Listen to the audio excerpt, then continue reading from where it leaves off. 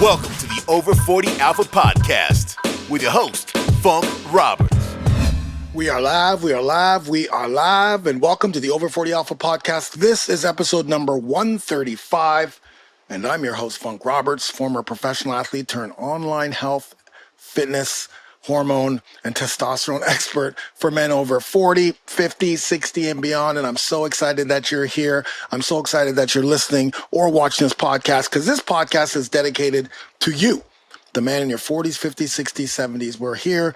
We unlock and talk about health, fitness through the pillars of health: mindset, recovery, sleep, nutrition, workouts, supplementation, and as of today, hormones and testosterone, naturally increasing testosterone and understanding hormones. And in this episode I'm taking from one of our coaching calls. So if you are part of or not part of the Over 40 Alpha Brotherhood workout nutrition program, and you're a man in your 40s, 50s, 60s, 70s, join right now for $1. Go to over40alpha.com and join for $1, because one of the great things that you get alongside nutrition, full nutrition system that is so easy to follow, that will naturally increase your T levels, but more importantly, help you to lose that belly fat, build muscle, improve your energy, and improve your overall health. Not only are you going to get follow-along workouts, I'm talking follow-along, right? So you click play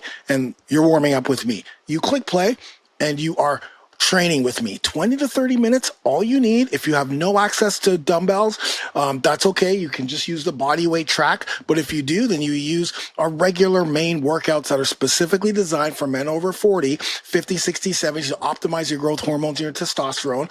You're going to get follow-along workouts. So again, 20, 30 minutes. That's all it takes. You're going to get follow-along ab and core videos, workouts, right? So again, follow along. They're finishers. And a follow-along stretch afterwards. Plus, you're going to get follow-along recovery, mobility, and recovery day routines. Not only that, you are also going to get access to myself, the Funkster, every single Friday, 9 a.m. inside the Over 40 Alpha Brotherhood tribe. We have a live coaching call, and this is one of those live coaching calls. And you're going to get a taste of exactly what they look like, a piece of it anyway. This call and this podcast episode, I think, is going to run 2 hours. So that's how much time is given to the 15,000 guys who are completely transforming their bodies, their lives, their health. Like, it's unbelievable, regaining their manhood, regaining their self-confidence, regaining their pride, regaining their energy, regaining their strength, regaining their relationships, regaining their ability to strive at work, strive at activities.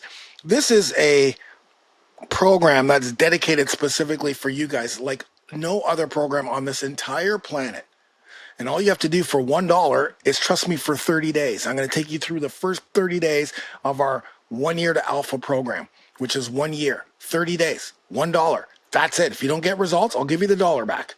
Over40alpha.com. And after you're done that 1 year, after you become an Alpha OG, after you have hit 4 different milestones, then you have another year of workouts, another year of programming, another year of Funkster every single week, Friday, 9 a.m. Eastern time in the Facebook group. And if you don't hear it live, you always get the replays.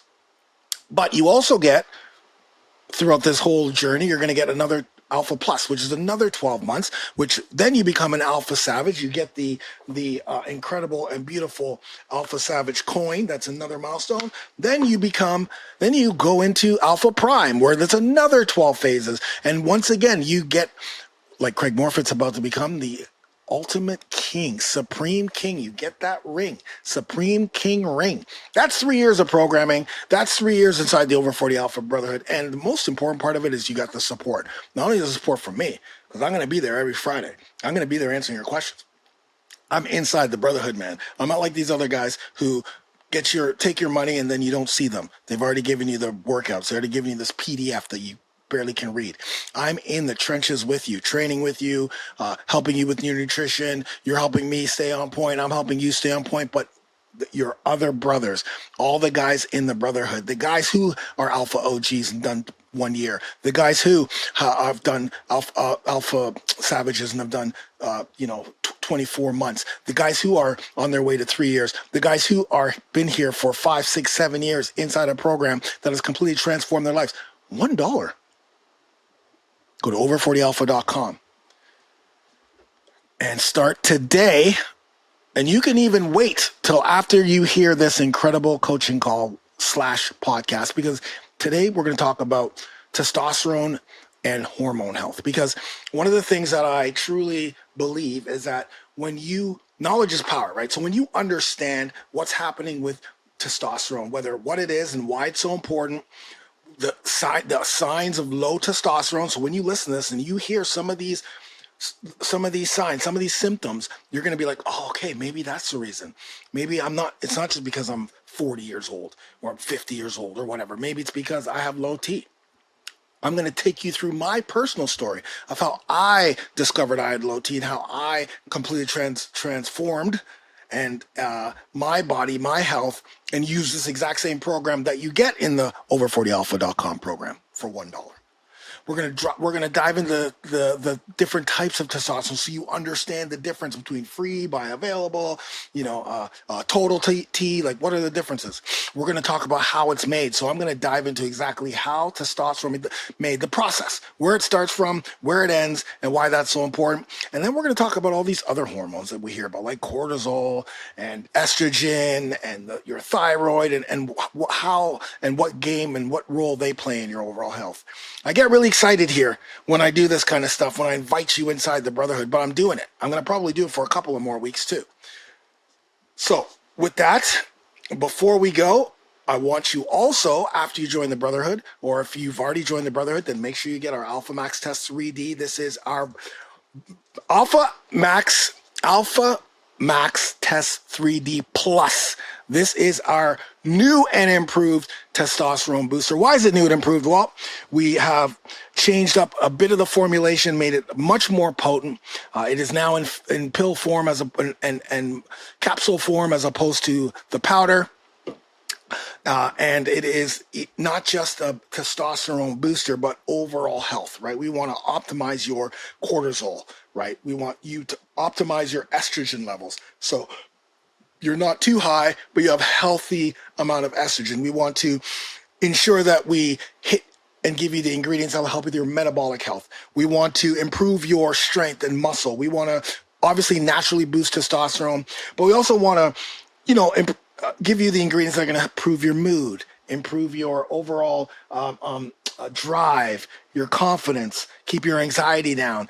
It's a testosterone booster that we created to think more outside of just boosting your testosterone, because it's definitely going to do that. Not even a question. Because one of the things that Dr. Stephen Anton and I did was we made sure that the ingredients in this testosterone booster, there's many, are tied to research, right? We do our research. We're research guys. Dr. Anton has written over 200 articles, research articles for the University of Florida.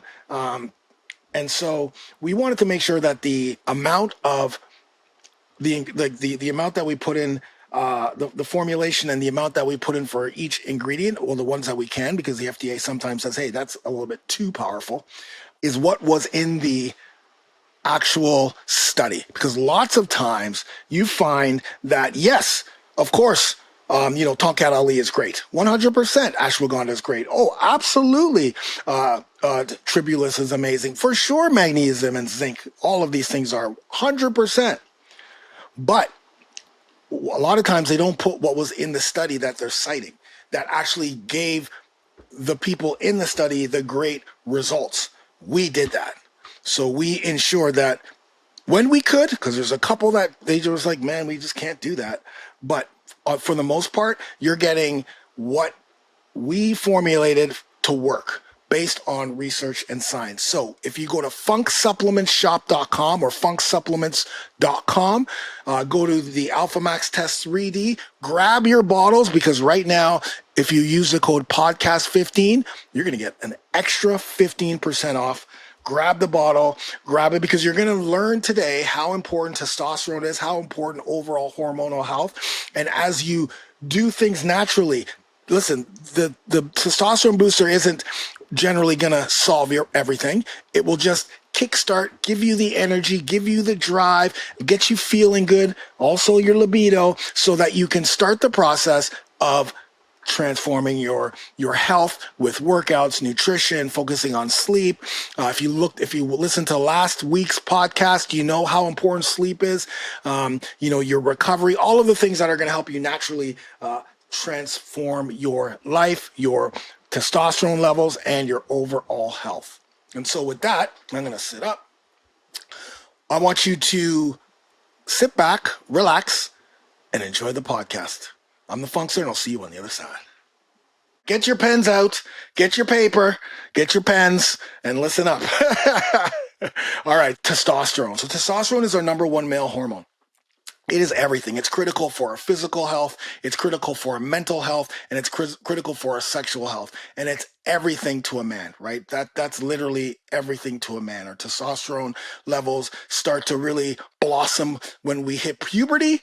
Of course, when we hit puberty, but then, unfortunately, and then it starts to really blossom in our 20s. That's when it's like, our T levels are just flowing.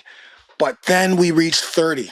And unfortunately, physiologically, our testosterone levels naturally decrease 1 to 2% every single year after the age of 30. So to you, you may be thinking, well, okay, that's not too bad. I mean, 1 to 2% doesn't seem that much, but that is a lot, specifically because it's every single year. And that's generally, that's like 1 to 2% is going to happen. That doesn't mean that 5%, 10%, or even 20% can happen each year based on your lifestyle, right? 1 to 2 is happening.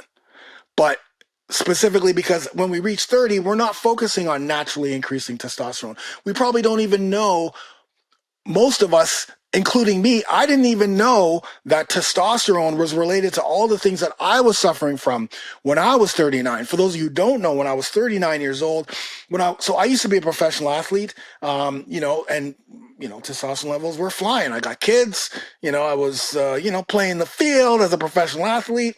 Things were great. In my 30s, after I retired, still playing, high-level volleyball. I played beach and indoor volleyball. Still playing very high-level volleyball, mostly indoor, representing my country in the Masters division. So still playing high level, just not on a professional level, where I was getting paid.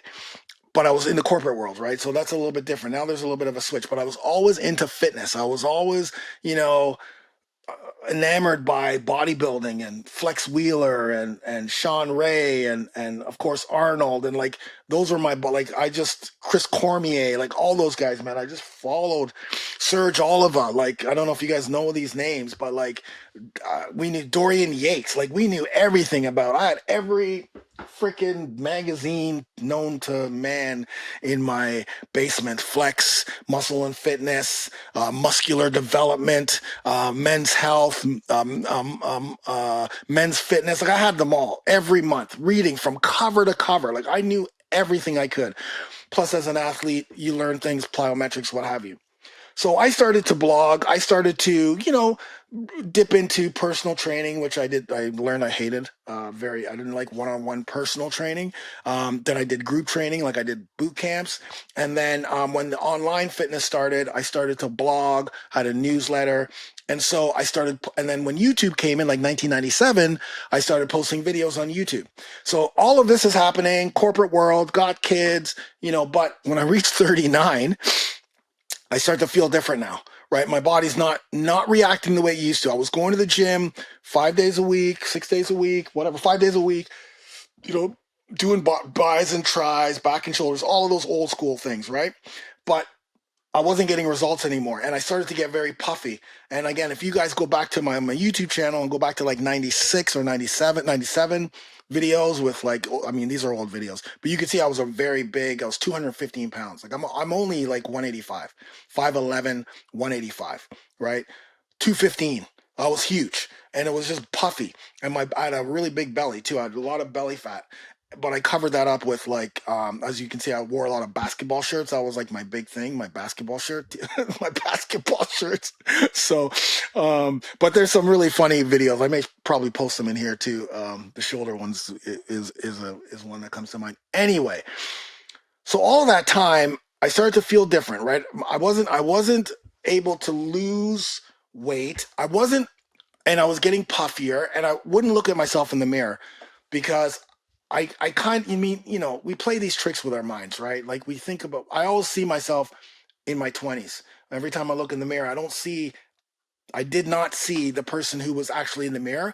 I saw my 20-year-old self, my professional athlete self, every time I looked in the mirror. So I was playing tricks on myself. I was looking at always thinking and seeing the old funk, not who was in the mirror. So I was deceiving myself. And so I had a girlfriend at the time. She moved in, and so one day I'm at the gym training, and my training partner says to me, yeah, and you guys probably heard this story, but for those of you who haven't, he said to me, hey man, like, you're the hardest working guy in this gym, right? You come in here, you know everybody, you work hard, but over the last 8 months, isn't it frustrating? Like, over the last 8 months, you have not changed. He goes, in fact, you've gotten fatter. And that hit me hard. In fact, it was a very negative response to that. But I mean, this is my buddy, so he doesn't care. He's like, yeah, no, you're fatter and, whatever. Like, it must be frustrating. Like, he's just like poking, poking, poking. And I went home that day, and I looked at myself in the mirror, and I saw, holy shit, he's totally right. Like, my belly was big, I was very puffy. So I go to the gym and I go harder. I start doing cardio more, like cardio on the treadmill, walking, or like really slow cardio for like 45 minutes on top of the gym, going to and like doing an hour of workouts, right? And then I started all these diets. Like, I did like the Atkins diet, which is what you guys know now as the keto diet. That was called the Atkins diet. I did the Atkins diet. I did low carb, low fat. Like, I did everything to try to get rid of this weight, and only got worse. Along with that, so going back to gym, trying all these diets, my girlfriend at the time, I come home one day, and she literally has bags packed. And I'm not even joking when I say this. It's so funny because when people say, oh, I got home and her bags were packed, like, I'm like, yeah, whatever, bags packed. Like, no, I understand. Her bags were freaking packed. She was ready to go. I just happened to get home in time before seeing her leave. But she literally left because we weren't having sex, and we were not having sex. I had no sex drive. And I was a very sexual person as I was coming up. I played the field. I was a professional athlete. When I was single, I was everywhere. But at this time, I just didn't have. We hadn't had sex in 6 or 7 months, and sometimes you don't. It doesn't really register here specifically. It just wasn't registering because I had other things that I was thinking about that I wasn't really thinking about that. And in hindsight, I was like, man, because the girl I was with was absolutely knockout beautiful. But seeing her leave, right, and her just leaving, and literally her telling me that drove a stake in my heart. Drove a stake in my heart because it's like, oh man, like, what do you now I don't know what's happening. And then I start getting injured. And then so now I'm getting injured. I got low sex drive, and now I'm getting depressed. Right now the depression's popping in because I'm trying everything in the gym, it's not working. I don't know what's happening to my body because back in those days, turning 40 wasn't like, oh, this is what happens to you when you turn 40. Like, that wasn't even in a conversation, right? That wasn't like it is today. And even today, it's not that prevalent for men. And so here I am. All of these things are happening. Depression. I've got no energy anymore. I'm at work, and I'm just like, I hate going to work. And that was never me. I was never that type of person. I started to hate people around me. I had no drive. You know what I mean? Like, I would just, and then I started drinking, and I started going to strip joints. I started to go, like, it was, then I would go to after hours, and then that just leads you down like a very, very dark place in society with very dark people doing very dark things. So that was horrible. And then I just became addicted to drugs and cocaine, and it was a terrible time. Suicidal at some points. And I didn't know what was happening. Fast forward to January. of that next year, where you go get the checkup. And I get the checkup. Doctor says to me, hey, your testosterone levels are of a 80-year-old. It's like 181 nanograms per deciliter. At that, it should be, as you guys know, our testosterone level should be 600 to 1200 nanograms per deciliter. 600 is our low, right? Don't worry about what everybody else says. 600 is our low. 1200, beautiful. 15, if we get 15, that's great. But 6 to 12, and we want to strive for 12. We want to strive for to break the 1,000 mark. That's what we want to strive for, naturally. So he tells me this, and I'm like, what are you talking about? Like, I'm big, and I'm like, I'm saying stupid things like, what are you talking about? I go to the gym. I go to strip joints. Meanwhile, I'm doing drugs and strip joints and drugs. I'm not, it's a disaster. If you've ever been in this situation, you wouldn't understand what I'm saying. It's a disaster. Okay. It's not what I envisioned when I thought if I would go here, my manhood would be much better, because that's really what I was doing. I was masking my manhood, right? Because my manhood was stripped away because I have no sex drive. My girlfriend left. I can't build muscle. I have no drive. I'm depressed. I hate myself. I hate people around me. I just don't want to be. I didn't want to be around. I can't be the father for my kids anymore because half the time I'm hungover picking up my kids. So it's like, what am I even doing here? But masking my manhood by going to freaking to strip joints, going after hours, getting into fights, hanging out with freaking gang members, doing all this stuff. Well, that must be manly, right? It's not manly, but it's not. Obviously, we know this. So what happens is he tells me this. I have no clue. I'm saying these literal things I'm telling you. What are you talking about? I get in the fights. I do this. I do that. And he's like, no, that's not what testosterone's about.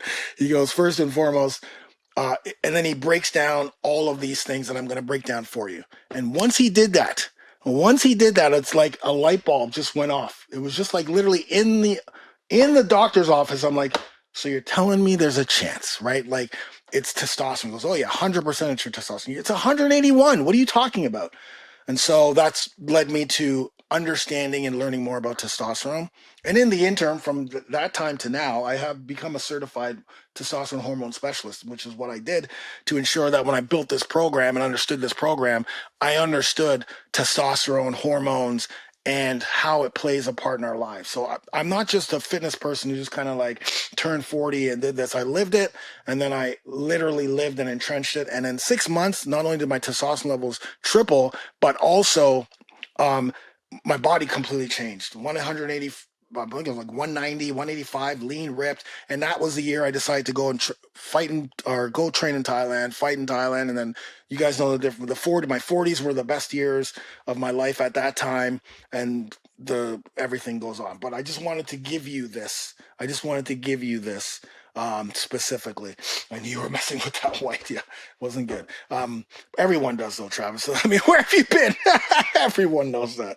So the reason why I'm telling you this is because I understand, because I've been in this situation of having low testosterone, not understanding that that's what it is, but also coming out the other end and being on the other end for the last 15 years. Because this was 40. 40 was when I transformed.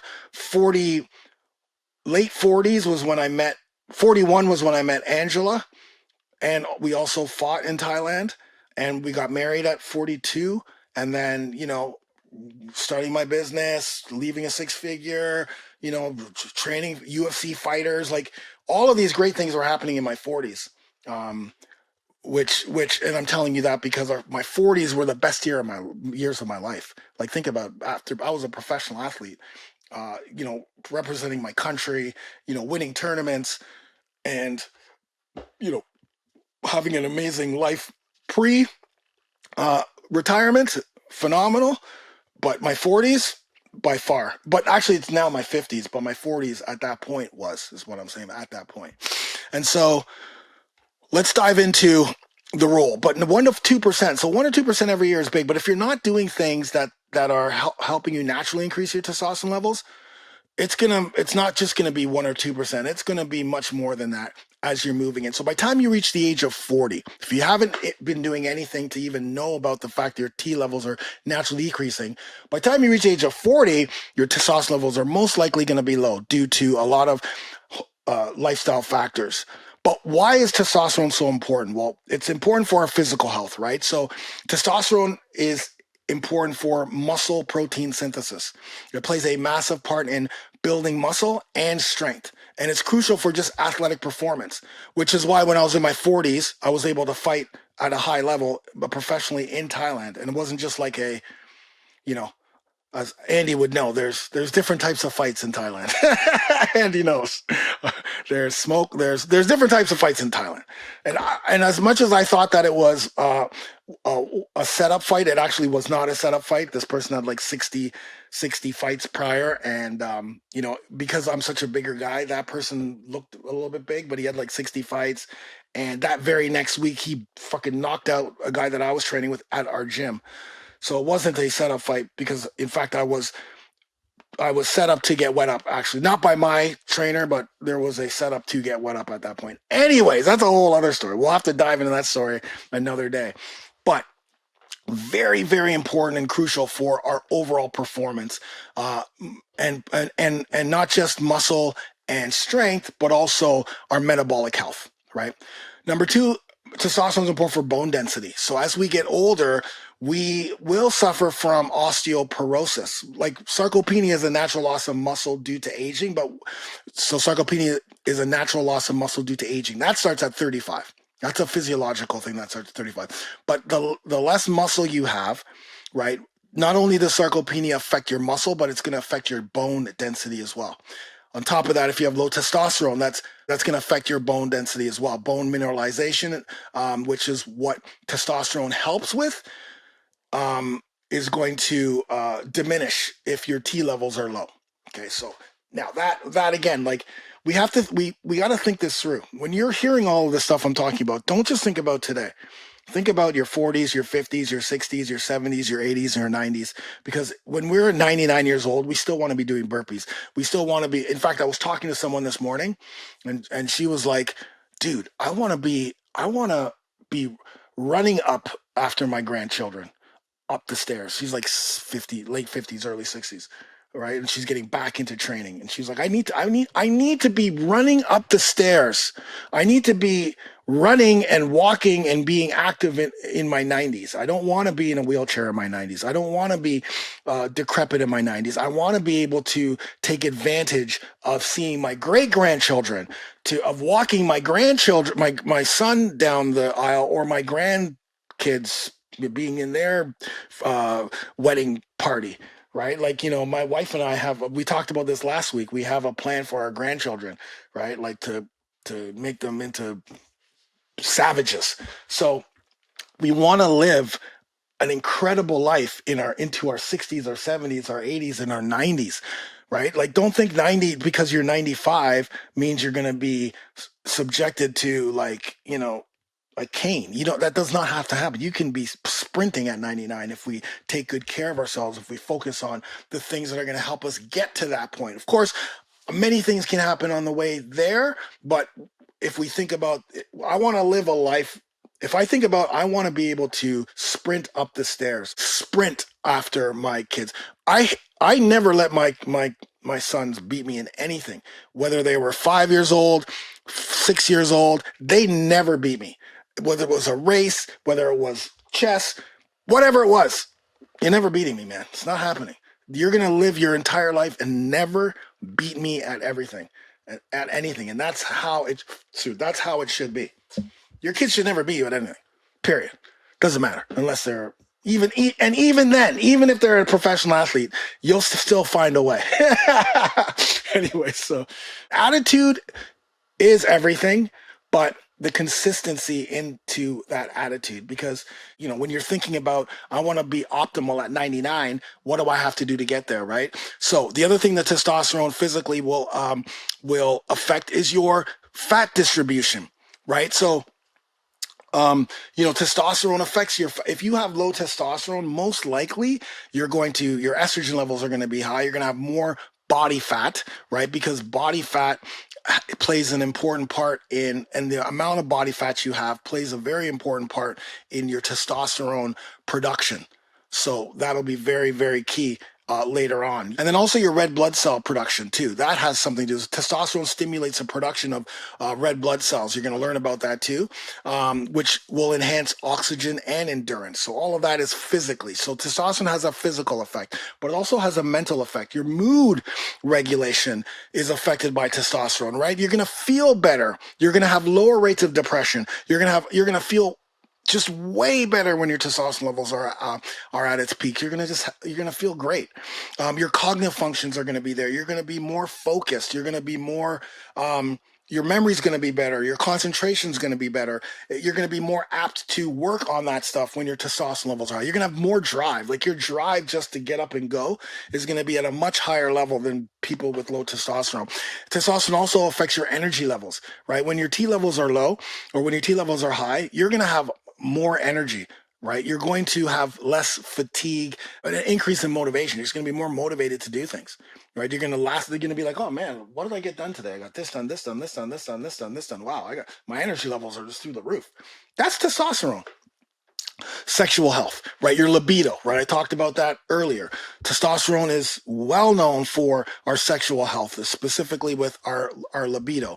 Erectile function, right? Low T definitely has a correlation to erectile dysfunction, right? Because testosterone facilitates nitric oxide. Nitric oxide is like arginine. Nitric oxide is shoots blood into our system, right? It increases the blood flow into our system. So nitric oxide is used for many things. Like I used to use NO2, which was a supplement in fact, we have nitric oxide in our pre-workout, our pre-workout, arginine in our pre-workout.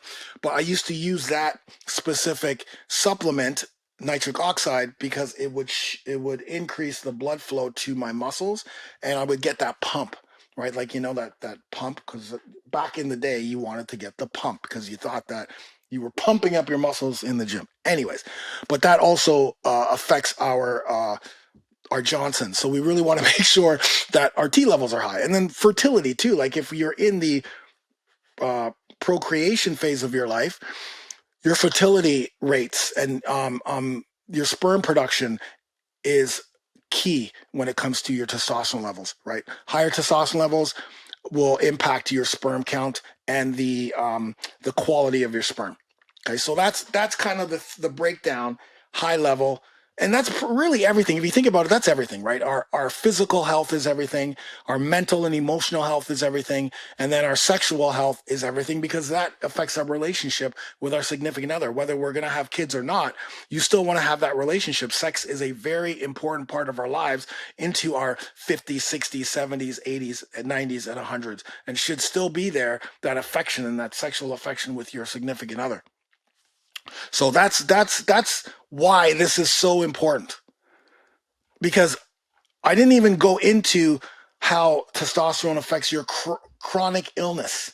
So if you think about any chronic illness, obesity, diabetes, I'm not going to say the cancers, we'll leave those ones out, the prostate and colon, but like the blood pressure, the heart disease, like all of those, like chronic illness that most men will get when they're not focusing on their health and testosterone, there's a correlation, right? I'm going to have someone on my podcast to talk about obesity and the correlation between obesity and low testosterone, and how when he was doing a study on obesity, that the byproduct so I used to be in research and neurology, because I took neuroscience in university. So I used to be in the research department at our hospital, Sunnybrook Hospital here, with Dr. Black, Sandra Black. And one of the things when you do research, and then also with Ora Kagan, I helped her with her PhD in research on aphasia, which is a language disorder after you have a stroke or head injury. So I worked very closely with her PhD and helping her through with all the testing and all that stuff. Anyways, when you're doing specific tests like research, you're just really focusing on one thing, right? You're trying to you have a thesis, you have a hypothesis, you think that this is what's going to happen, this is what you're trying to prove, but that's why the research is going to either prove it or disprove it, and that's what's going to come out of it. But sometimes other things happen. You're like, oh shit, I can't even. I was focusing on obesity, and if you look at one of the things that this guy, it's actually Dr. Stephen Anton, they were doing an obesity study, and one of the things that they collected was men's testosterone levels. That was just part of the stuff. They weren't doing anything with that. There was nothing to do with testosterone. It was just one of the markers that they collected with this research. And he said 100% of the people who were obese all had testosterone levels under 200 nanograms per deciliter. 100%. And I don't know the exact numbers of all the people that were in this study. There was a big amount of people in the study. Like, I believe it was over 100 people. Could even been 200. It was a big study. And he was just blown away by that. We're going to talk about that. But that's like all of these chronic illnesses and chronic health issues that we have are correlated. So it's not just, I should have added chronic health issues, because most people who have high testosterone levels don't have diabetes. And I'm not talking about the people who take hormone replacement therapy. We're talking, because I don't jive with that shit. I'm focusing on naturally increasing testosterone, because just because you take hormone replacement therapy doesn't mean, if you know, a lot of times, and if you've been on hormone replacement therapy, what up, David Livingston? We have people in the Brotherhood who have been on hormone replacement therapy before they came off for whatever reason, and their testosterone levels completely plummeted, but they weren't healthy. Because just because you're taking hormone replacement therapy, if you're not doing all the things we're doing in here, that it's not going to jive. You're just going to get exogenous testosterone being plugged into you, but that doesn't mean you're still eating healthy. That doesn't mean you're focusing on your sleep. That doesn't mean you're focusing on recovery so you don't get injured. That doesn't mean that you're doing the right workouts that'll help with other things. That just means you're getting testosterone. And yeah, at first you're going to feel great, and then probably until the next time you get it, you're probably going to feel like shit again, because you're not doing all the other things that you should be doing. And then you're just like, now all you're doing is, now you're becoming an addict, just getting popped with tea, because that's, if you don't have it, once you get it outside of your body, what's up, Anthony, then your natural testosterone is going to shut down completely, because, you don't need me to freaking do anything. So, that's it. You don't need me to do any production. So I'm just going to sit back and let freaking this guy come in, this imposter come in and see what he does, but he isn't going to last very long. Because there's so many other things that go on, but this is not about that. The point I'm trying to make is, that's the importance of testosterone. It's everything for us guys. It's everything. So no matter what anyone says to you, no matter what anybody out there says, no matter what the media says, they have no clue. Or they do have a clue, and they're doing it because they know that when they suppress our testosterone levels, they suppress our manhood. Right? Just think about that. And I'm not putting on my hat. It's just, hey man, if they suppress our testosterone levels, they're going to suppress our manhood. So they're going to suppress our drive. They're going to suppress our physical prowess. They're going to suppress our sexual prowess. They're going to suppress our confidence. Okay? I'm just going to drop that in there. Okay. Now that we know why, what are some of the signs of low testosterone? We don't even have to go too deep, because pretty much the signs of low testosterone are going to be the opposite of what I talked about, right? Reduced muscle mass, reduced strength, getting injured more, right? Why am I getting injured? Why can't I build muscle? There's a few things. Sarcopenia is there, but testosterone too. Increased body fat, specifically the belly fat, specifically the visceral fat, right? Big time the fat around your abdominal, the abdomen. That's a big indication that you have low T, and other hormones are overtaking us. Fatigue, right? You're always feeling tired.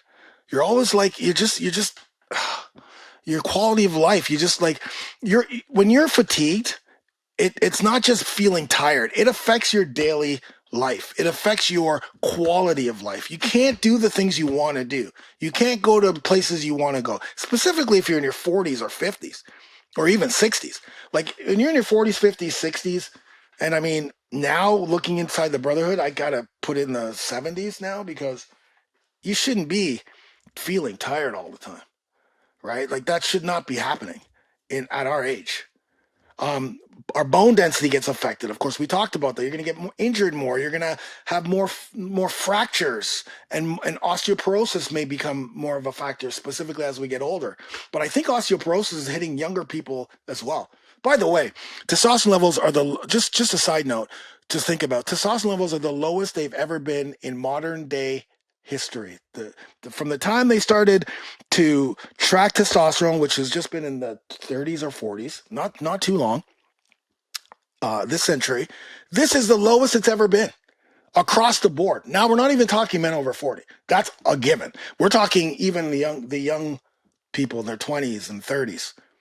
Like it's the lowest. It's insane. To me, it's still mind-boggling that we have so much information and we have so much advancements in research and medicine and health, mostly health, that and technology, that how can we be like 25%, almost 30% lower than we used to be? It's insane. Like you should be freaking angry at that stat. Like that stat should anger you. Specifically if you have low testosterone. That should anger the shit out of you. That should be like, what the that's it. I'm done. I'm doing everything I can to increase my T levels and people around me. Hair loss too. Now, I will say that my hair, um, but when I say hair loss, it's like a sudden loss of body. Now, I don't know this one specifically because I was like one of the first people, I think, to have a bald, to be bald like to say I'm going to shave my head. We did this when we were 15 years old. So 40 years ago, when like I didn't have the Jerry curl, I didn't have the box cut, I didn't have the fade, I didn't have any. All my buddies did. Just myself and a friend of mine. And his brother. We all shaved our heads, and so we went through the bald head, slaps. Like we went through all the when shaved heads weren't cool, because at that point shaved heads weren't cool. We went through all that, but we wore it proud. The only time I did have hair aside from that was in university when I grew small dreads. But there's another story for you, because the guys I lived with in university at Queen's University, there was a cultural difference. They didn't understand me doing this all the time. And so one night after a big party, they actually shaved a little bit of it off. So if you've ever grown dreads, or you know about growing dreads, and you know how hard it is to grow dreads and how difficult it is to upkeep it, when they shaved a bit of my hair off, and I woke up in the morning, and because I was drunk, of course, I woke up the next day and saw that only this much of my hair was gone. And it was I got the cricket bat out. Let's put it that way. I used to have a cricket bat that I used for certain situations, and the cricket bat had to come out, and in the end, I didn't have to pay for my rent for the rest of my time I lived there. But anyway, that's a whole different story. Okay. Now, what are the mental and emotional symptoms?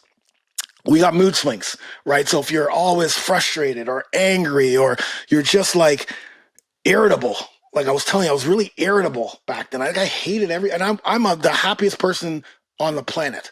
I've literally been like that for most of my life, unless it was due to, an outside, source or drugs or whatever, then that was a little bit different depending on what it was. But most importantly, I'm a very easygoing, this is me, take it or leave it. I want to help everybody. I want to make sure everyone's having a great time. I'm like, when I played beach volleyball, we used to have awards every year, and I always won one of the awards I always won, aside from a couple of times I won best setters, but most of the times it was most entertaining, because I like to entertain people. I like to make sure everyone's okay. I touch the crowd. I make sure, even when I played overseas, same thing. So being angry and frustrated, and like it just wasn't me, but I was too in it that I didn't understand that was actually happening, right? Depression and anxiety, that is massive, man. Listen, at our age, in our 40s, 50s, 60s, 70s, not only are we dealing with a change in our life, right? Some of us are getting retired. Some of us are, we don't feel as important at the jobs that we're at, because as you're getting older, sometimes they're kind of like pushing you aside, right?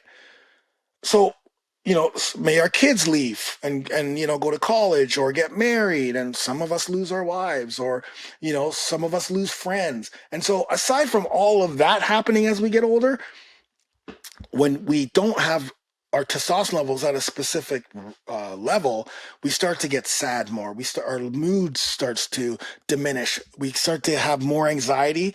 We start to have more suicidal thoughts. And in fact, suicides, again, the suicide rate for men over the age of 40 is astronomically high. Astronomically high. And men are more apt to actually being successful committing suicide. And sometimes we don't even see it. It just, all of a sudden we're in it and it's too late. And testosterone has a massive part in that. Low T. As well as your cognitive functions. A lot of people are like, oh, I'm just getting older, so my memory's going and my concentration's going because I'm getting older. No, it's going because your testosterone levels are freaking low. Your health is low. Don't blame that shit on your age, right? 40s. I'm going to freaking university. I'm going to Harvard University at 55 years old. So it has nothing to do with me being 55 years old and not having concentration, not having memory lapse. In fact, we have so much more cognitive skills that we've built over the years, at school, our life situations, working. Like, we know we have so much built up that we know how to channel certain things when we need to concentrate, when things that we can do to help if our memory starts to kind of, go. But in essence, being 40 or 50 or 60 is not a reason why our memory or our motivation or our concentration decreases. Does it happen as you get older? Sure. But that is also happening because of, hormonal, lifestyle, etc. And of course, with the sexual health, low libido, erectile dysfunction, and reducing semen volume. Specifically, if you're trying to get, you may see that, like, when you're ejaculating, not a lot comes out, right? That's a sign of low testosterone. Right. So all of these things are happening. Now we understand, okay, if I'm suffering from any one of these things, first of all, go get checked, right? Go get your testosterone levels checked. In fact, we should be getting our testosterone levels checked every 6 months, right? We want our T levels to be 600 nanograms per deciliter at least. That is like our minimum. That's our low. Not the doctor's low, not society's low, because that low continues to become, as you can see. I mean, I've talked about this before. Back in the 80s, testosterone levels of like low to high was like 500 was low, or 600 was even low, but I'm going to say 500 were low to 1500, like nanograms per deciliter. Like testosterone levels were much higher back then, and then it just kept going down. Now, it's 400. Let's move it to 300 now, because and generally one of the reasons was doctors are starting to see more and more people coming in with lower testosterone, and so in order to, I don't know why, because I'm not a doctor, but they start to move that. They start to shift the normal a little bit lower. You must have been seeing the normal going lower and lower. Next thing you know, probably next year at this time, the low. I think the low now. I think it's 400. It could be 300, but next year it may be 200. People will be telling you that 200 is good, and the range is ridiculous. 200 to like 800, or 300 to 700, or whatever that the range is. It's like, how is that a range of normal? Like, give me a freaking number that I want to hit. We say 600 being the low, and anything over is great, right? So 600, but you're always striving for more. That's what you're always striving to be higher, specifically as you get older. So now that we have all of the reasons why we need testosterone and where it plays in our lives and the symptoms. So if you're listening to this right now and you're suffering from any of those things I talked about, it's not your age. It's get your testosterone levels checked. But how is it made? Like, let's get nerdy. I'm a self-proclaimed nerd, so I don't mind saying that. Proud. Back in the day, they used to call smart people in my school browners, right? Because browners would mean they're brown nosing the teacher. kissing the teacher's butt because they always get good grades. I was known as a browner, but I was also known as a jock. So, oh yeah, he's a browner. He's one of those nerdy browner guys, but he's also, the captain of all of these teams. So I was both, like, or like, I was a jock. I won athlete of the year, and I, came second as valedictorian. So there was both. But yeah, like browners and jocks and stoners, who were the guys who just smoked. They weren't actually stoners. They just stoners, the rockers, the funkers, the breakers, we had it all, and we were proud. The nerds, the mods. We didn't really have the goths. I think the mods were more of the goths. I'm talking myself because I'm 55, so maybe some of you guys had it. Anyways, let's get deep. How does it work? Let's start. I'm gonna take off my hat for this one because I want you to get deep here. Okay, so let's talk about the full process of testosterone, how it's made. We're gonna start with it starts in the hypothalamus. Okay, and I want you to remember a couple of things here. I'm just gonna back up for 1 second. The only time that someone should be on or testosterone replacement therapy is if they have had a brain injury, right? So serious brain injury, concussions and brain injuries, concussions over and over again, or brain injury, or they've had something happen to their testicles. Like, like literally, like in sports that happens, right? Rugby, combat sports. It could be anything. Bull riding, bicycle riding on your cycling. Like, athletes. It happens. It could happen. Freak accident. But anything to do that happens with your testicles and your brain. Those are the two times where testosterone replacement therapy is a must. Okay. With that being said, let's see how it's produced, because it starts in the hypothalamus with a hormone called gonadotropin releasing hormone. Gonadotropin releasing hormone, which is called GnRH. Okay.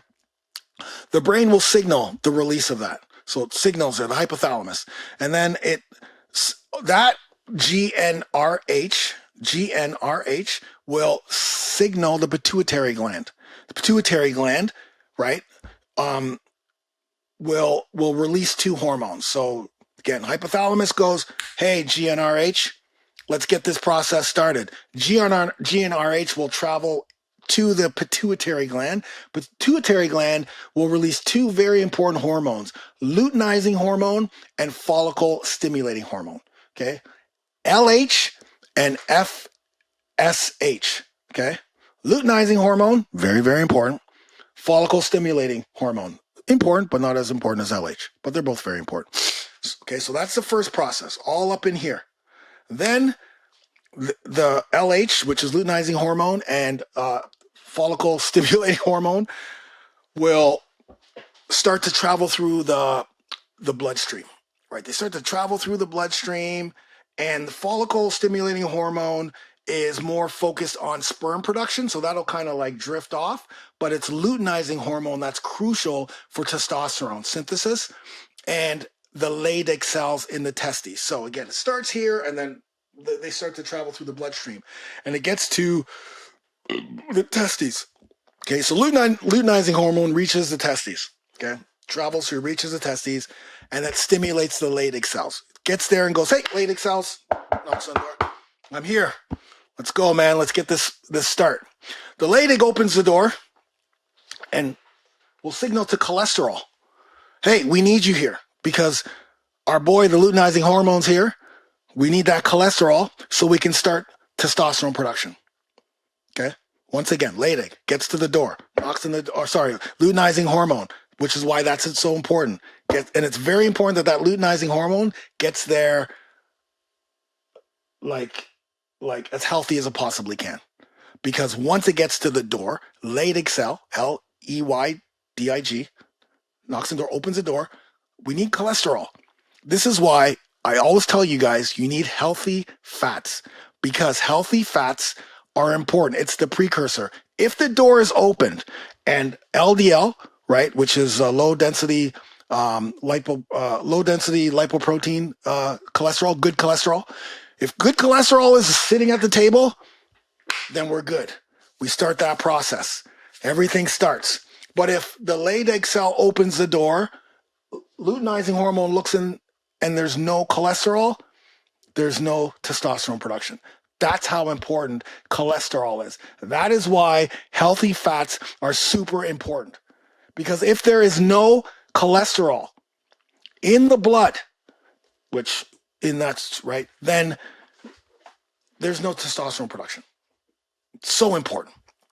So cholesterol now, so the cholesterol that's there can come from either LDL or what's called de novo, which is in the cells, which would be in the cells. So again, that's why cholesterol is very, very important. LDL specifically. So that's why when you go to the doctor, your regular GP, and they're telling you, oh, your cholesterol's high. They just give you that number. They just say your cholesterol's high. They don't dive deep.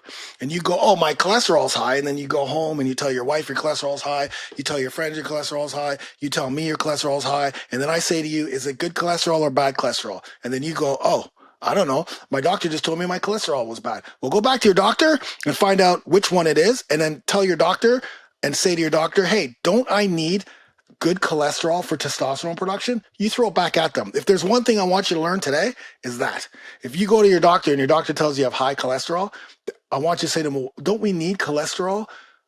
Don't even say LDL. Just say, don't we need cholesterol for testosterone production? And then see what he says, because you do need it. I'm telling you right now, you can look at this science. You can look at it in all of the books. You need it. Okay. So once it's there, then testosterone is released into the bloodstream and it can perform various functions. Okay, so starts here. Okay, very important. Starts in the hypothalamus. Hypothalamus will signal gonad, releases gonadotropin, releasing hormone. Says, hey, let's start this process, baby. That goes to the pituitary. Pituitary releases luteinizing hormone, follicle stimulating hormone. Follicle stimulating hormone does what it needs to do for the sperm, but it's that luteinizing hormone going through the bloodstream, getting to the Leydig cell, right? I'm just trying to make this very easy to explain. Leydig cell opens the door. What up? What up, LH? LH is like, what's up, man? LH in the house, throws up some gang signs. LD throws up gang signs.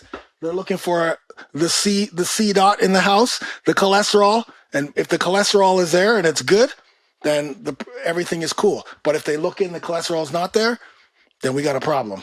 We got a big problem because then there's no testosterone. Okay. So that is the high level. Hopefully that understand. I'm trying to make it so that it's visual. Right? There's a little bit of a visual thing that happens. It always starts here, and it generally starts at night. That's why sleep is so important, because it starts. And we're not even going to get deep into that, but it does start with that deep sleep. You need to have good deep sleep, right? That REM sleep, that level 4 sleep. You think they call level 4, level 3 sleep, like really good deep sleep. That's why it's so important to get 7 to 9 hours, and it's so important to get the quality sleep, because this whole process won't even start if you're not getting the sleep that you need, right? Just like muscle recovery and all of those things, sleep is so important. Now that we're there, there's a couple things that happen with your testosterone. Testosterone's really smart. Your body's really smart, and there's this negative feedback loop that happens sometimes. Right. So when the levels of testosterone in your blood are always being monitored by your hypothalamus and the pituitary gland, they're always monitoring to see what's going on. They're looking down to see what's happening, man. What's going on here? Is testosterone levels too high? Generally doesn't really happen with a lot of us, but if it's too high, then the hypothalamus will reduce the release of gonadotropin releasing hormone, or will reduce that. And so the secretion of LH by the pituitary gland won't be as heavy if it sees too much testosterone, too much, right? But again, remember, that's generally, that negative feedback mechanism generally doesn't really happen too much, because most guys at our age have low testosterone. So that's not really happening. That would happen if you were at 2000 or 1200, 1500, then what happens is it's gonna ensure that you have a healthy level of testosterone. That's really what it's gonna do, that your testosterone is in a healthy range. Okay. Now remember that I talked about how the luteinizing hormone needs to make sure that it gets to the testes without any like it needs to be smooth. It needs to be smooth. We can't have anybody trying to jack our trip, right? Well, there is a hormone called sex hormone binding globulin, right? And albumin. Those are two hormones that that will remain on your free testosterone and will bind to the luteinizing hormone as it comes in. Will bind to testosterone. It will bind to testosterone. So that is going to come into play because if your sex hormone binding globulin is too high, then the body can't use the testosterone it needs to for specific functions.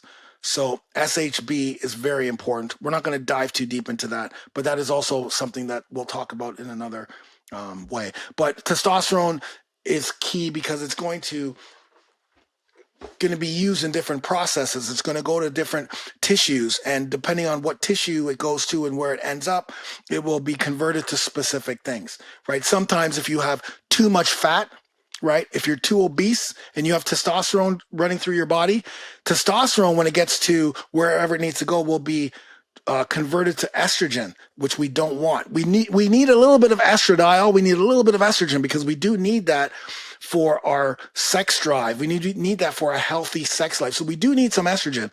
But when we're overweight, when we're obese, when our body fat percentage is higher than 15% body fat, then you start to convert that testosterone, which we don't want to be converting it to estradiol. We don't want that conversion because estrogen kills your testosterone levels. So we don't want that. So we have to really be.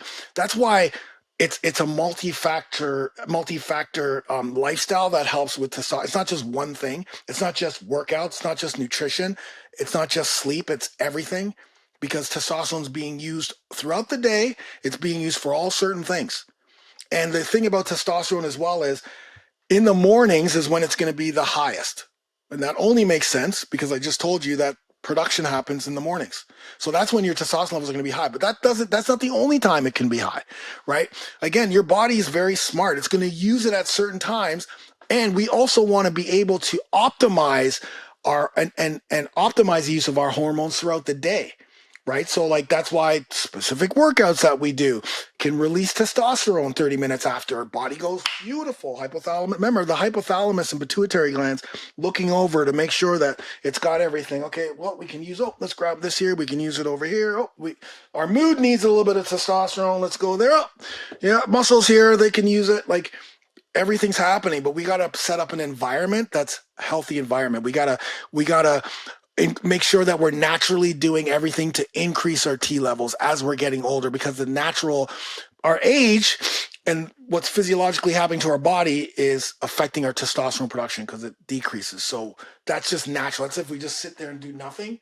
We're not do nothing guys. We're actually helping to increase our T levels. So our age, although it does affect and influence testosterone production, we can optimize it as we get older and continue to do that until we die.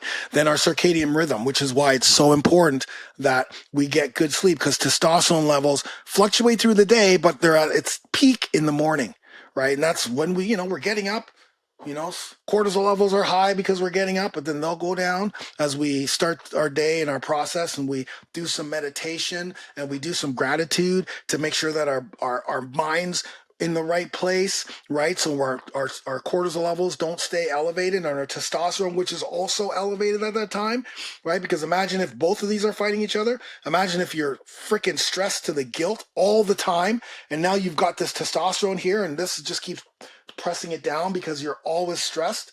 Instead of T levels high, cortisol levels high, because cortisol is a stress hormone. You're going to learn it's high in the mornings. Cortisol levels high, T levels are high. Beautiful. Cortisol gets you up. Then it starts to decrease. Why? Because you do all of the, you have a good morning routine, right? Gratitude journal, start to feel better. Meditation, breathing, maybe a little bit of a quick little workout to activate that cortisol level going down after you're done that quick 5-minute workout. Maybe have a good nice little shower, whatever it is to set you up for the win mentally, so that your stress level, because that cortisol is going to be needed throughout the day. So why we don't want it here? Because if it's here, then testosterone and all the other health issues that come with having cortisol levels that are high, stress levels that are high chronically. I mean, again, it's a setup to get wet up as we talk about. So that's why our lifestyle factor is so important. That's why this program is so important, right? And staying consistent with it. And now, because you understand why you're doing things, I try to teach you these, and because the point is, I don't want to just do this. I want you to go, oh, the reason why I'm eating healthy fats is because of the cholesterol. And this is good for you to know. Why are you eating healthy fats all the time? Why is there avocado on my plate all the time? Why do I highlight grass-fed butter on my rice all the time? Why do I highlight olive oil as my key salad dressing all the time? Well, all of those things are going to have good cholesterol, good LDL, healthy cholesterol. Why do I have omega-3s all the time? Why is that a very important part of my supplementation? Because I have to make sure that the cholesterol levels in my body are not only healthy, but enough so that when LH knocks on LD's door, C is ready to go, right? C is ready to go. Okay, let's go into, I'm going to talk quickly about the 3 different types of testosterone, because you probably heard about total testosterone versus free testosterone versus bioavailable testosterone. So quickly, total testosterone is all forms of testosterone in the body. Free, the testosterone that's bound to SHBG, and the testosterone that's bound to albumin. Because I mentioned both of those because testosterone does get bound to both of those. And if you have too much sex hormone binding globulin, then the ability for your body to use testosterone is not going to be as effective, right? And so total testosterone is just a measurement of how much overall. Okay, and this is what's going to help you diagnose hormonal imbalances. This is what's going to help you diagnose hypogonadism, which is low testosterone levels. That's what total testosterone does. And that's what we measure, just because it's a general measurement for us, right? 600 nanograms per deciliter. That's total testosterone. We don't dive too deep, but then you do dive deeper when you talk about free testosterone, because free testosterone is a testosterone that's not bound to any proteins. So it's not bound to sex hormone binding globulin, and it's not bound to albumin, but it is free, which means it's readily available for your body to use. So it's a very small fraction, like it's literally 2 to 3% of your total testosterone. So think about this. 2 to 3% of your total testosterone is actually the free testosterone that's used for muscle, for bone, for distribution throughout the body, for your mood, for your energy. Like, it's a very small amount, which is why we want to ensure that our total T is high. Because imagine if your testosterone levels are 200. You think you even think there's going to be 2%, if that, of free testosterone running around if you're already got low T? No. No wonder you're feeling the way you are. No wonder you can't do certain things. And then, so that's free testosterone, very small fraction. But then there's bioavailable testosterone. Bioavailable testosterone consists of free testosterone plus the testosterone that's bound to albumin. Okay, so unlike the one that's bound to SHBG, the testosterone that's bound to albumin becomes readily available for your body tissues, which is good. Bioavailable testosterone is a great marker because it is a way it can affect very heavily on our body, right? And so it's important for a lot of the physiological functions that happen in our body, like, fighting a lot of the chronic illnesses that we may be fighting inside of, you know what I mean? Like that's the bioavailable testosterone, the physiological things that go on in our body. Where if, like I mentioned before, if sex hormone binding globulin levels are too high, right, it's going to decrease the amount of free and bioavailable testosterone. So SHBG, although it is important to a certain extent, okay, sex hormone binding globulin is important to a certain extent, but if it's too high, And you know, there's foods that you eat that increase. There's things that you do that will increase your SHBG. If it's too high, it's 100% going to decrease your bioavailable, which we just talked about. It's so important, and your free, which is only 2 to 3%. So even though, okay, and I don't want you to go too deep here, but let's say your testosterone levels are at 600 nanograms per deciliter or even 700 nanograms per deciliter. Let's say they're that high, 700. And you're like, man, I still feel horrible. I still can't build muscle. I still have a little bit of belly fat. What's happening? It could be because your SHBG levels are still a little bit too high. And even though your total T is 700, the bioavailable and the free testosterone that the hypothalamus and the pituitary glands kind of picking and choosing and using isn't available. But I don't want to go too deep in there. Our number one goal is getting our total T up. When your total T is like up in the 6, 7, 8, 9, 900s, and you're like for 6 months, 7 months, 8 months, and you still feel like shit, that's when you're gonna go, okay, we gotta look a little bit deeper to see what's going on here. Because it's high, but something's happening. Right? That's when I would look into that. Okay, let's talk about some of these other hormones that are going in. Keep trying to talk to me into testosterone. Yeah, okay, we can talk a little bit about that. So we can talk a little bit about so let's talk about testosterone. So at this point we're talking about testosterone hormone replacement. I think that's what he's talking about, right? So we're at a point in society, and this happened very, very quickly, by the way.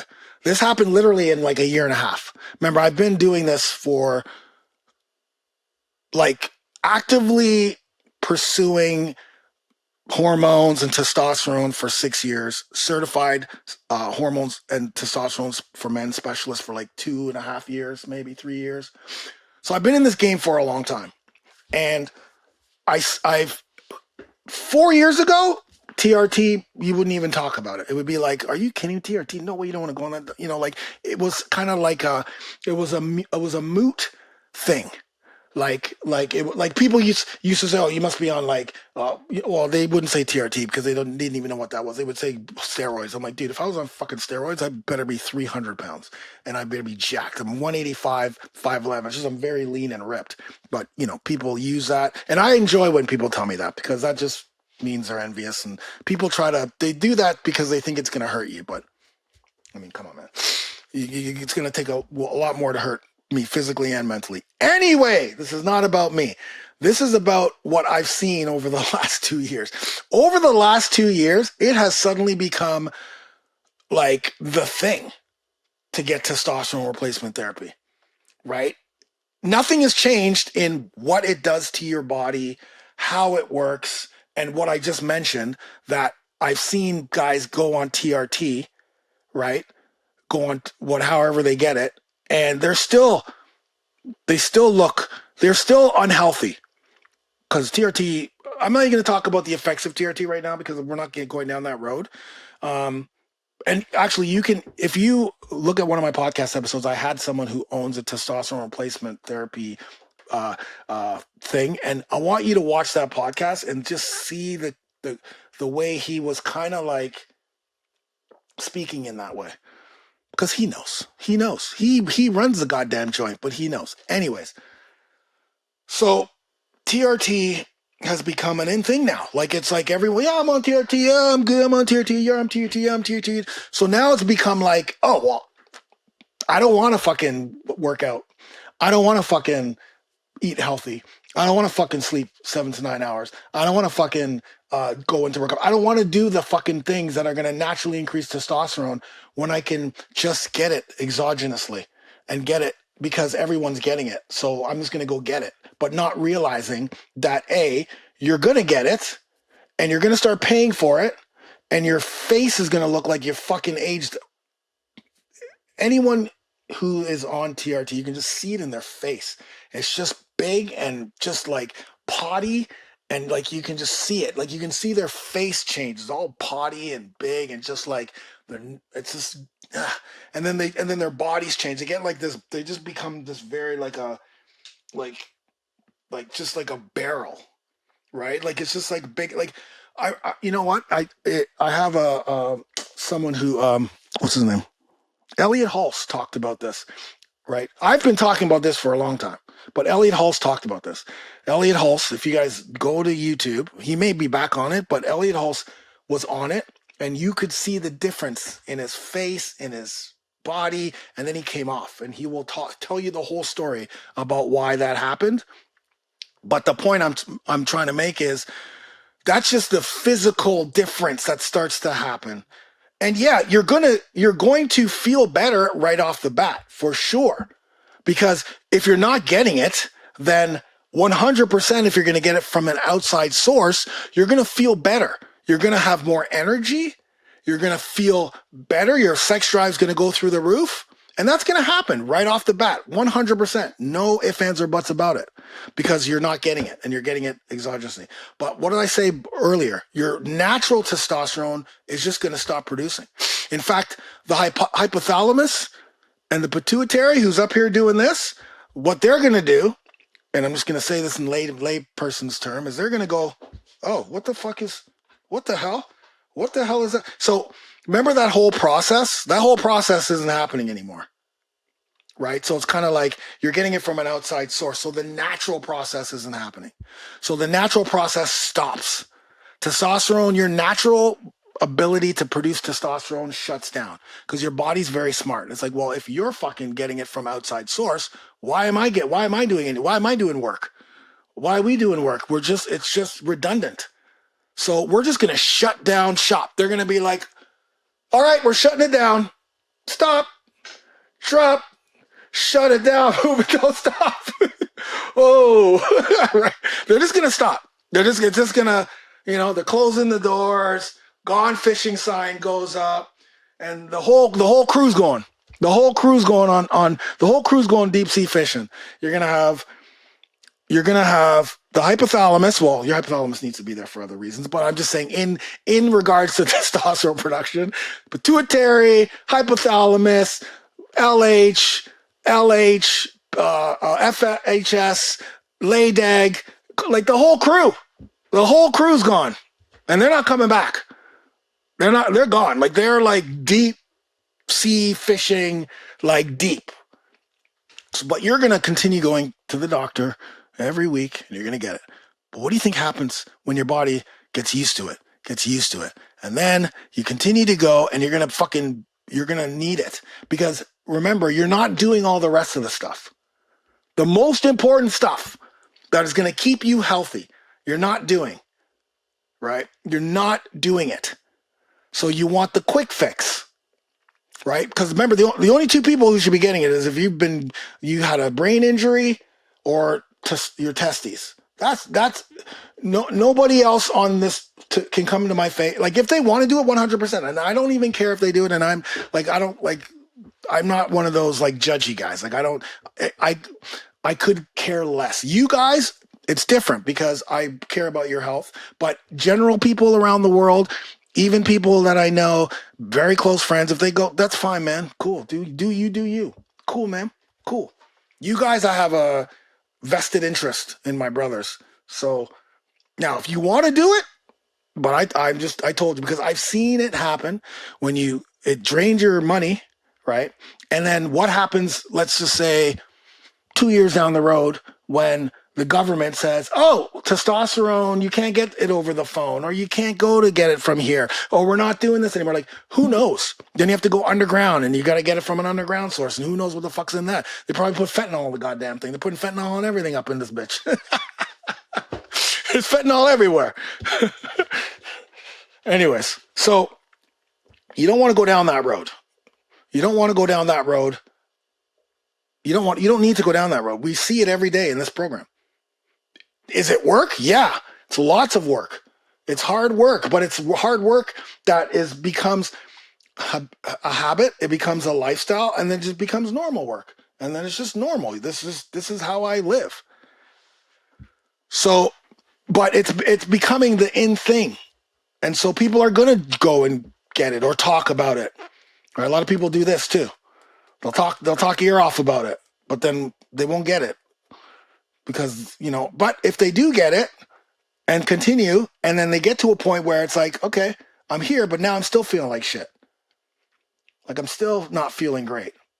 And I only feel great for a few days when I get it. And then I feel like shit again because this is a conversation I hear all the time because I do have friends that are doing this and I do have people in this program that have done it. And then they get to a point where it's like here. And then that's it. It's not going to get any higher unless you increase the dose, which means more money. But then what happens when the government says it's not there, or your medical whatever says it's not available anymore? Who knows? We don't, right? Like anything can happen. We know that today. Anything in the world can happen. Or what if you just run out of money and you can't afford it anymore? And you're draining your remember, provide, right? You're draining your family's freaking. You're draining everything to help your family when you could be doing this naturally. But then what happens when you can't afford it anymore for some reason? Then when you stop, remember the team that I was talking about who are deep sea fishing, they're still fishing. They're still out there. Production doesn't start happening. Like that's the thing. Once you are off of it, then it's disastrous. It's disastrous because the team is still in the middle of the ocean a long ways away and they don't even know what's going on. So by the time you're telling that team to come back and start production over again, that could be 6 months, 7 months. Imagine feeling horrible for 7 months. Horrible for 7 months. Like, and I'm not just talking low, I'm talking like 80 nanograms per deciliter, 100 nanograms per deciliter. Like, I've seen it, man. I've heard this on the phone. I've heard people telling me, I don't even know what's happening with my body. I stopped taking it, and this is what's happening. I don't even know if I can keep going with this because it takes a massive toll physically, mentally. When you are not who you are, you have no drive, no desire, you're anxious, you're depressed. When all of those things are happening, you feel like, why am I even here? I'm no good to anybody.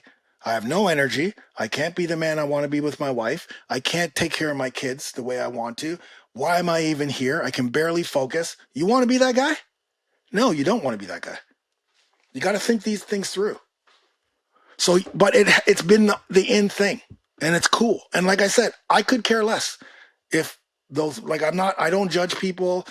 I can tell right from the get-go when someone's on Angela. We play this game all the time when we're watching TV. Like, oh, he's on it. Oh, he's on it. Oh, he's on. Oh, 100% he's on. Look at him. Oh, look at his face before. Look at him after. Like when we watched Roadhouse. Big up to Connor and by the way, big up to Connor and Thing in Roadhouse. Jake Gyllenhaal. Big up to the two of them because we watched Roadhouse 2 first. Great.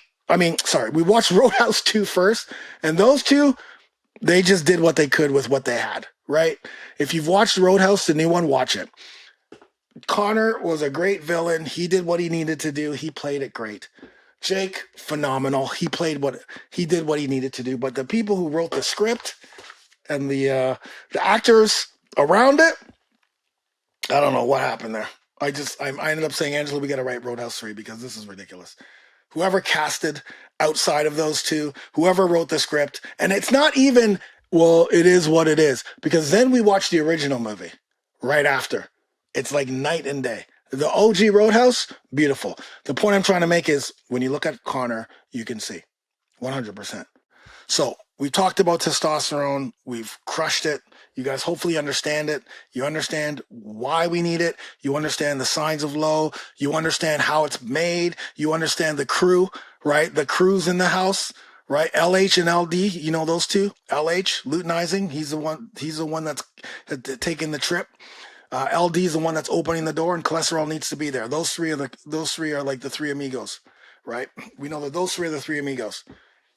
And so we understand that. So now let's go into the other hormones, because there's other hormones that play a role in our overall health, right? That are important for our primary functions. And you've heard me talk about a lot of these things. And some of you haven't heard me talk too much about it. But the first hormone we're going to talk about is glucagon. Right. This is a hormone that is produced in the pancreas, and it's responsible for our blood glucose levels.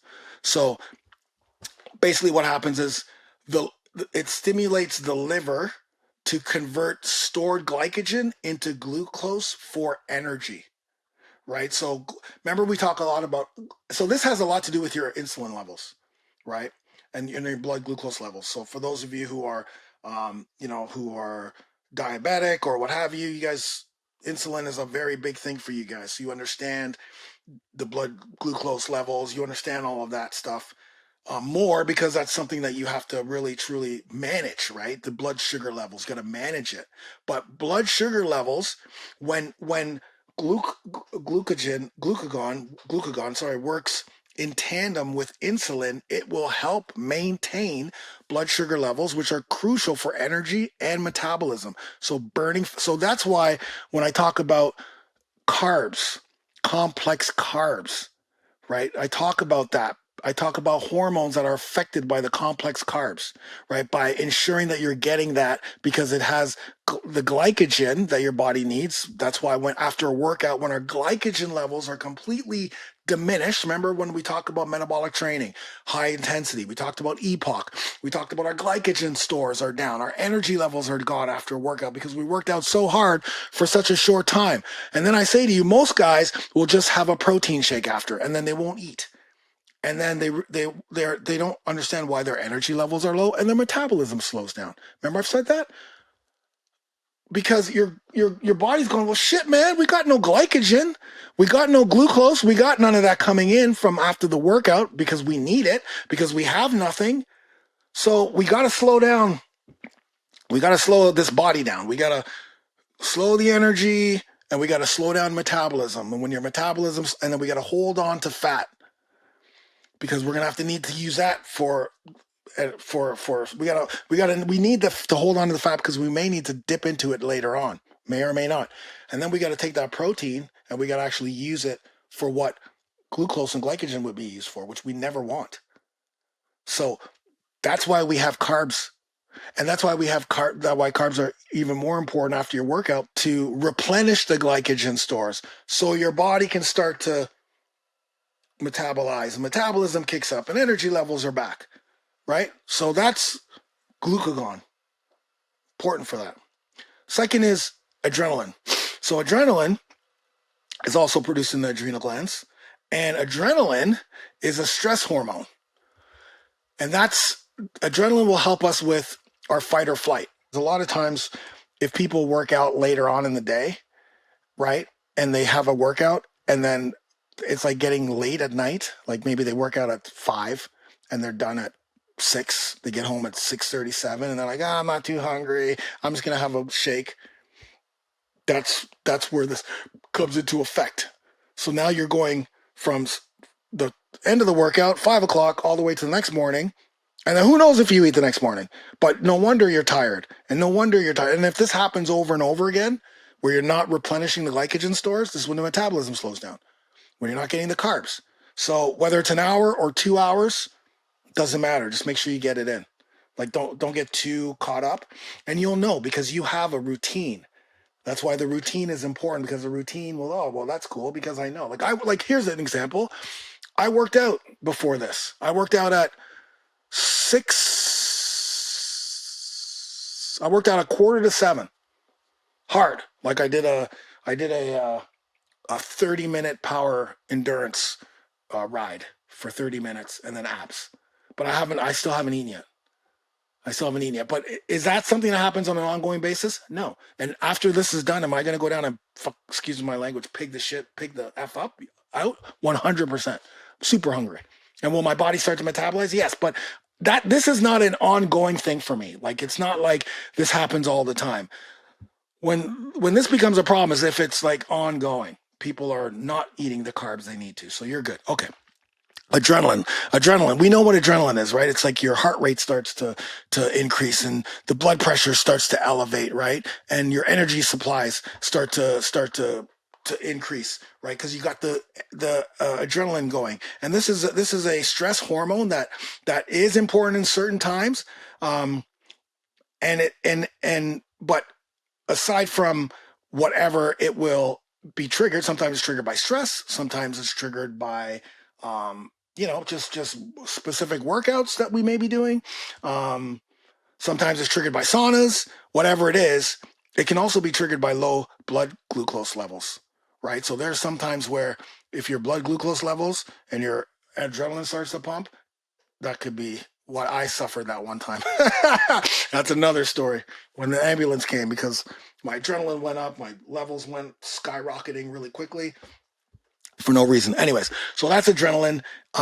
It's a stress hormone that we don't want it to be constant, right? Because it does affect our ability to manage stress specifically, but the adrenaline is needed because adrenaline works in conjunction with cortisol. So cortisol is another stress hormone. And this is the one that's also made in the adrenal glands. But cortisol does help with blood sugar. It helps regulate metabolism. It helps to reduce inflammation, and it does assist with our memory. It also helps us in that fight or flight situation as well. Our cortisol levels go up. So cortisol is good. Cortisol gets us up in the morning. My cortisol levels are high right now because I needed to focus. So together they work very well to modulate the body's process, to monitor our immune response, our metabolism. But if it's too high all the time, that's when things go south. That's when our testosterone levels decrease. That's when our stress levels and our blood and our insulin and our blood levels, blood sugar levels, and all those things are out of whack. That's why cortisol up and down. That's why we don't do long workouts. That's why we don't do workouts for 60 minutes. And when I say long workouts, I'm talking about actually doing a workout for 60 minutes, like on the bike for 60 minutes or on the treadmill for 60 minutes or on the elliptical for 60 minutes. I'm not talking about doing a workout, then stopping, then maybe doing abs, then doing a stretch where you're calming everything down and your cortisol levels have a chance to go down because your cortisol levels are high during a workout and they need to be. We need to have our stress hormone high so we can have the energy and focus. But after the workout is done, it needs to be doing this. But the longer it's here, the longer it's going to stay here, which is why we do short, high intensity circuits, right? Then we do our abs. Okay, cool. And then we do the stretch after, and then we have our shower, we eat, and then we get back to whatever we need to do. So and then when the cortisol, we need it again throughout the day. Maybe my boss says, okay, you need to do this presentation. Oh shit, okay, I better get my shit together. Then our cortisol needs to go up. And at nighttime, our cortisol needs to be low. Because when our cortisol is high, then our melatonin, our natural body's melatonin, which is a sleep hormone, cannot release. So that's why there's ways to have a good pre-sleep environment to keep those cortisol levels low, to invite melatonin, our natural body's melatonin, to start that process of sleep. And when we get up in the morning, we want to wake up with our cortisol levels high, but then we want to do something to bring it down and then keep it down until we need it. Hopefully that makes sense. Then there's these two hormones that are kind of coupled together. It's ghrelin and leptin. Ghrelin is a hunger hormone. Okay, so ghrelin is produced in the stomach and it signals the brain to stimulate your appetite, right? So my ghrelin levels right now are definitely high because I'm hungry as hell, right? So these levels will rise before meals, which is now, and should decrease after you eat, right? And it works with leptin because leptin regulates our hunger. Okay, it signals the brain that, hey, we're good, we're satiated, we don't need any more food. So leptin levels typically increase with so leptin and ghrelin work together, right? So what happens? Ghrelin's high, you eat, leptin says, then ghrelin goes low and leptin's high, and leptin tells your body, okay, we're all good. The problem is if you have too much fat, right? If you're obese and you have too much fat, what do you think happens? Leptin levels will start to decrease. When you have too much fat levels, right? It will increase, it will decrease, and ghrelin will increase. That makes sense. So sometimes, depending on stress, depending on our body fat, depending on testosterone, it can, and things that we eat, it can play a role in your ghrelin and leptin levels. Sometimes, even though you've eaten, your ghrelin levels can still be high and leptin levels still be low. So even though you've eaten something, you're still hungry, even though you're not hungry, even though you've been satiated. But there's something happening with these two based on hormones, based on specific foods, based on actions that are blocking these two to work in tandem together. If that makes sense. So, because leptin counteracts the effects of ghrelin. So you need them working together.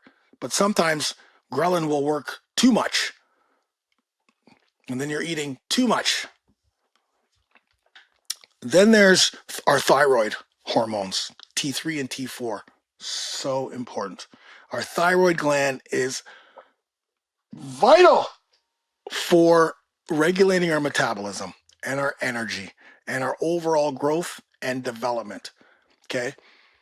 That's T4 and more active T3. Very important. So one of the things I always say to you guys is we need complex carbs, because complex carbs support our thyroid. So when we're not eating complex carbs, this is where we get into the glycogen, and our thyroid's not getting the support it needs. And so our thyroid goes, oh shit, we got to slow this shit down. We're not getting the things that we need to help with energy levels. We're not getting the things that we need to help kickstart our metabolism. Even though we think we're eating properly by not eating carbs. Yes, simple carbs we don't eat. Complex carbs we do. Because we need that thyroid stimulation. We need that metabolism. That's why when people start eating more carbs, when they haven't eaten carbs before, that's like, oh my God, why am I I'm losing weight. I'm feeling great. I'm energized. My metabolism kickstarts. Yeah, because your thyroid's getting what it needs.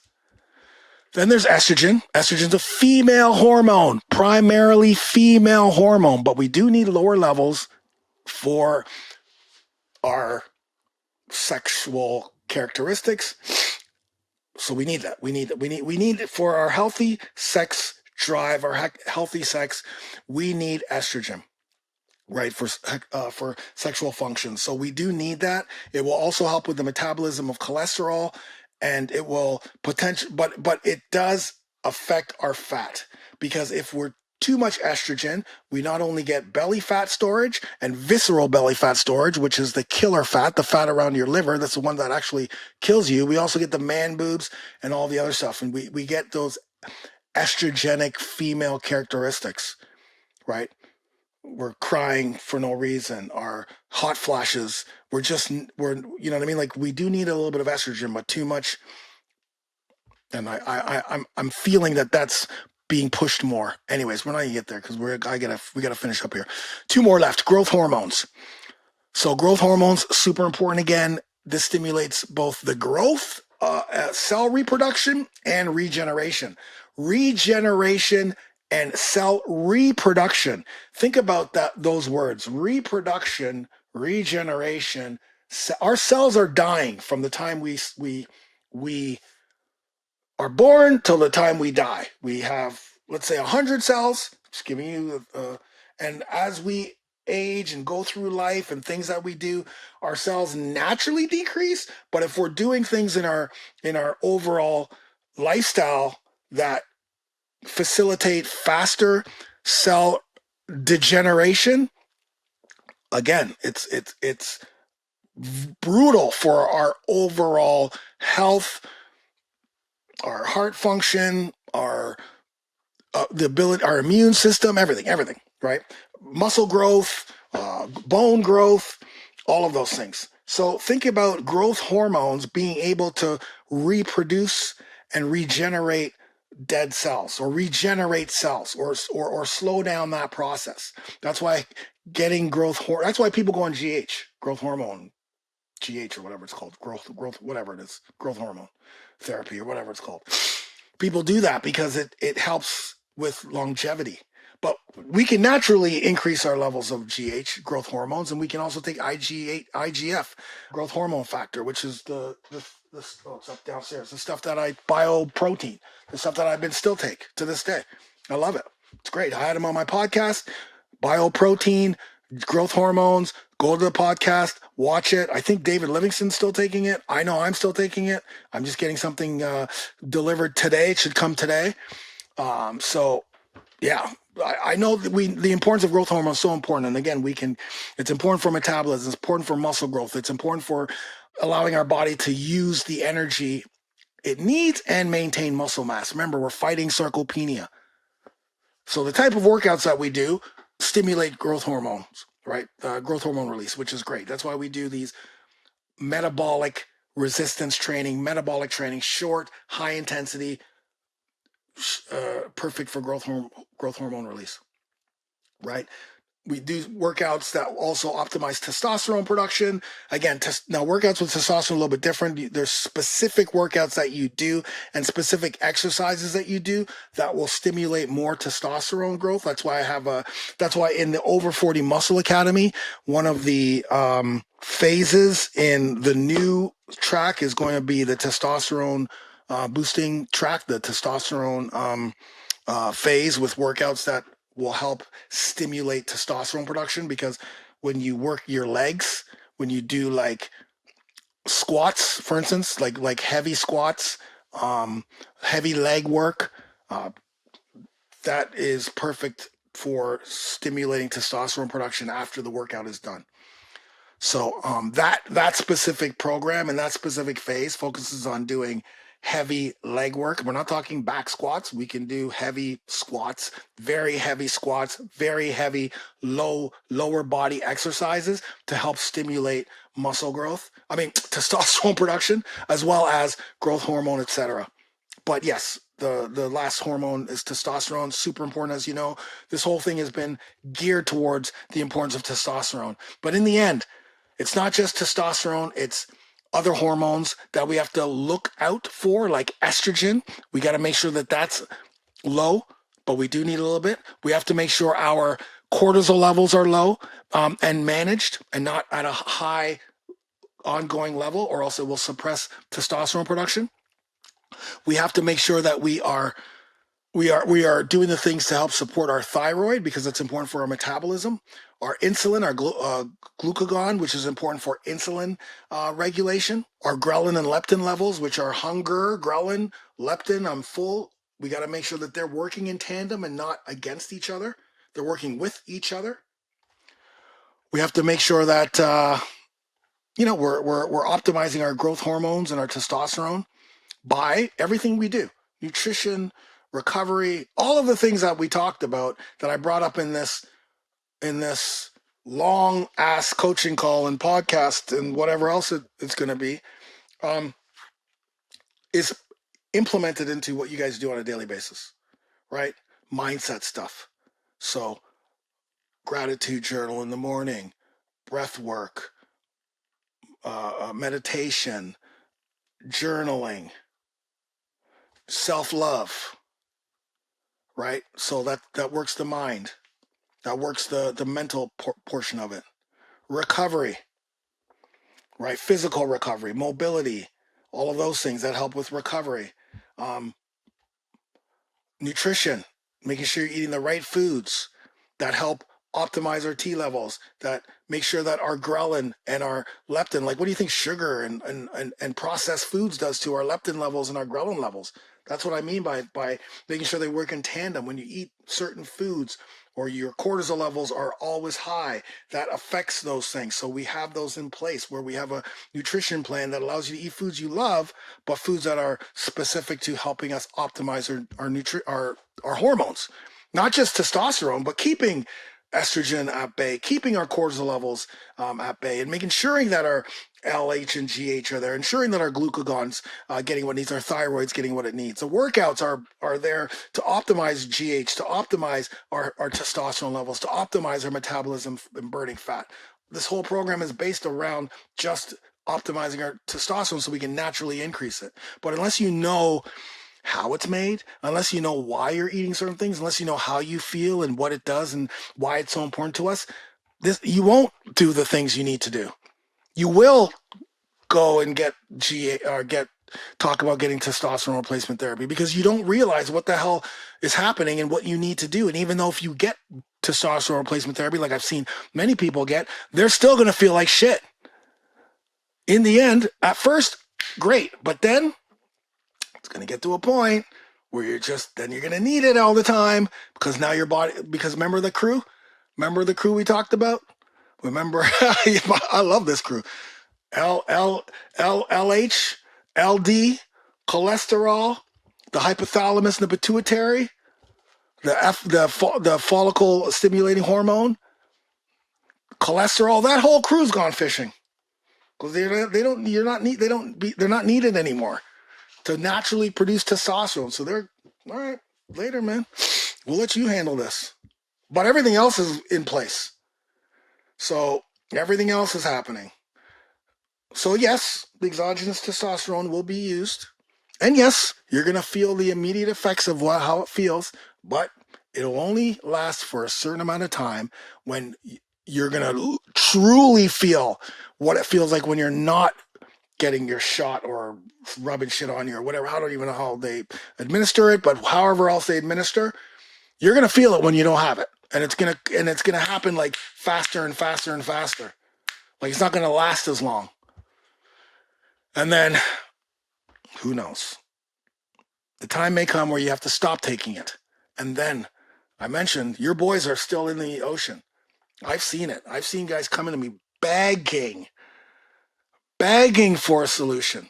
I'm like, dude, I can't help you. I can help you by just doing this, but it's going to take a very long time for you to dig yourself out of this hole of TRT. It's going to take a very long time.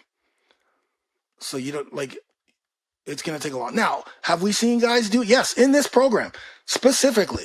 I can't remember who it is. I don't even want to say the person's name, but they were on TRT. They got to 500 nanograms per deciliter and it wouldn't go. Their total T wouldn't increase. So they got to a point and they still felt like shit. It's like, why do I still feel like shit? So they came off and it just dropped to like 100. But then they started this program.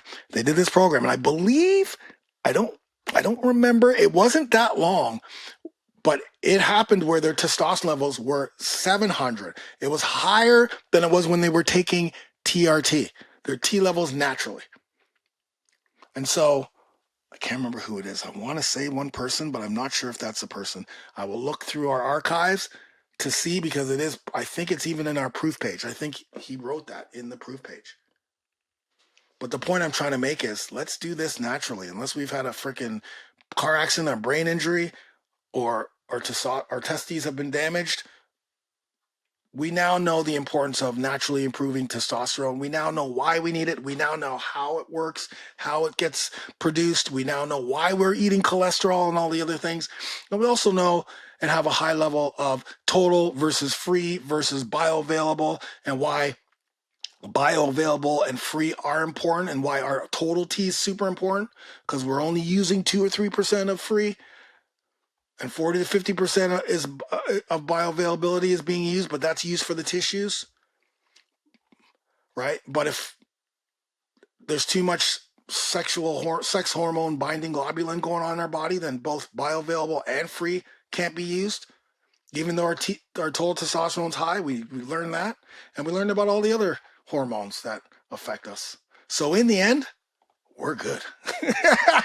Not just we, but you are. Hopefully you guys learned something. And like I mentioned before, hopefully you can take something and teach it. I'm out. Have a great day. Love you guys. Get it done.